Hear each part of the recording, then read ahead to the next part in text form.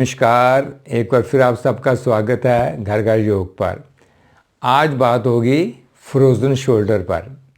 ये frozen shoulder क्या है, इसके सिम्टम्स क्या हैं और इसके काजेज़ क्या होते हैं। तो ये जो मेरा कंधा है, अगर हम देखें तो इसकी ये मूवमेंट बड़ी फ्रीली होता है।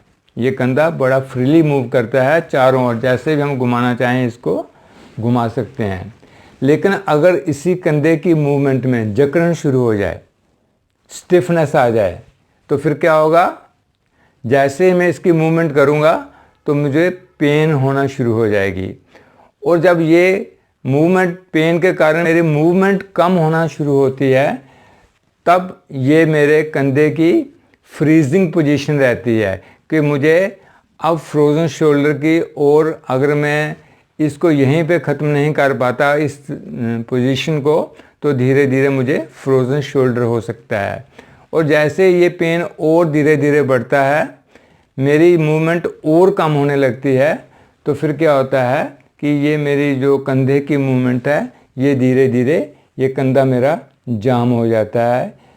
और जैसे मैं इसको हिलाना चाहता हूँ तो ये मुझे बहुत पेन देने लगता है। तो इस स्थिति को हम फ्रोज़न शोल्डर कहते हैं। ये जो इसके लक्षण क्या हैं, लक्षण इसके यही हैं कि पहले मुझे कंधे में दर्द होने लगता है। वो दर्द किसी भी कारण हो सकता है। तो जैसे मैं इसको मूवमेंट करने लगता हूँ तो पेन के कारण मेरी मूवमेंट कम हो जाती है।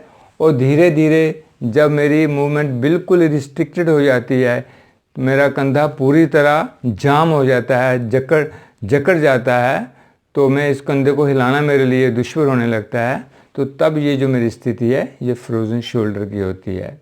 इसके काजेज़ क्या हैं? काजेज़ ऐसे हैं इसके कि अगर कोई पेशेंट डायबिटिक हो, उस पेशेंट की ये टेंडेंसी रहती है कि उसको ये फ्रोज़न शोल्डर डेवलप हो सकता है। किसी को कोई स्ट्रोक हो जाए, पैरालिसिस हो जाए, तो उन पेशेंट्स को भी ये फ्रोज़न शोल्डर डेवलप हो सकता है या डेवलप होता है।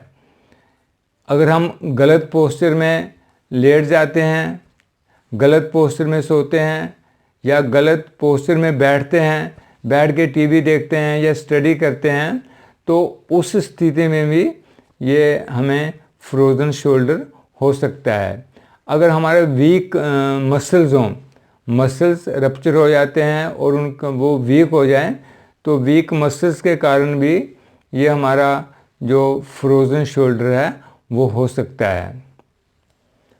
अगर कभी हम गिर जाते हैं, फॉलिंग हो से हमें इंजरी हो जाती है, या कभी कभी कोई स्पोर्ट्स खेलते खेलते हमें इंजरी हो जाती है, तो अगर उस इंजरी में हमें अपने इस शोल्डर को रेस्ट देनी होती है, लेकिन हम रेस्ट देने के बजाय उसको मोबिलाइज़ करना शुरू कर देते हैं, उसे मूवमेंट देना शुरू कर देते हैं, तो उस स्थिति में भी धीरे धीरे हम फ्रोज़न शोल्डर को डेवलप कर लेते हैं।